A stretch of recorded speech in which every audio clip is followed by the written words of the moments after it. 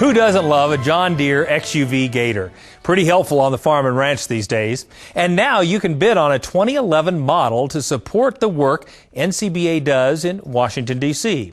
For details on the John Deere Gator and to bid, visit beefusa.org. There you can see photos and get all the specs. Bids must be received by September 16th at 5 p.m. Mountain Time to be considered. Check it out. It's a great way to support NCBA. Teaching our youth about the importance of American agriculture is the key to the future success of our industry. And in Alabama, it's a top priority. Reporter Sharon Alseth takes us through the MOOseum. When students roll into Montgomery to visit the Alabama State Capitol and Archives, they also make a stop at the Cattle Industry MOOseum at the nearby Alabama Cattlemen's Association. It's designed with fun, information, and history in mind. We're kind of designed to handle 40 kids and divide them up. We have a pre-tour kit that we send out that has questions or fact sheets and questions. It's always interesting. You can hear them come in here and say, "Oh, 4 stomachs." And that would be one of the questions that we send out with a pre-visit. And then after the visit, we send them a post-visit information, some teacher kits that would get into a broader range of stuff. The pasture to plate brochure is very beneficial because you get questions about hormones and antibiotics and factory farms and all of that stuff. So we encourage them to make an appointment, but we do have walk-ins all the time. Powell grew up in the cattle industry and has ancestors that came to Alabama in 1812. He knows how important cattle are to the state. We were a cotton state.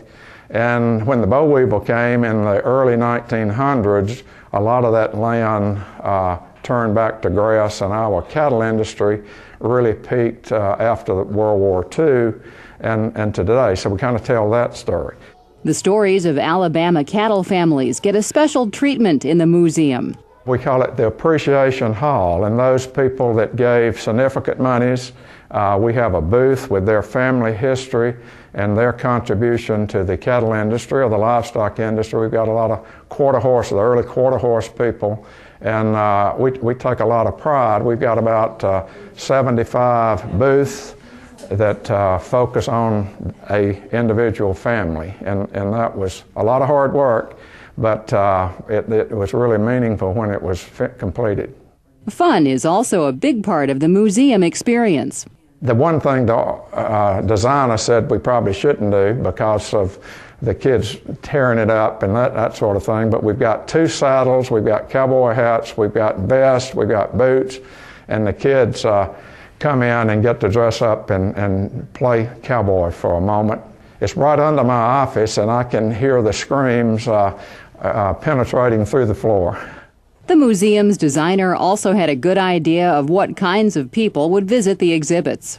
He told me, he said, there are 3 types of people that go through museums. There are the streakers, the strollers, and the studiers. So we tried to capture stuff for the streakers, and that's mainly the 4th grade because they boom. But it's interesting, the teachers are going to make them study. So they take those questions and they go around to find the answers. That's really what we try to do here to these school kids, whether they're 4 years old or 14 years old, and our out-of-town visitors, is let them understand that families raise cattle and that the cattle industry is important.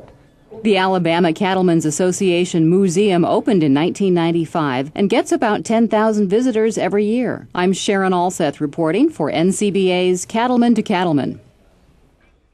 Want to see the MOOseum for yourself? Visit cattlementocattlemen.org.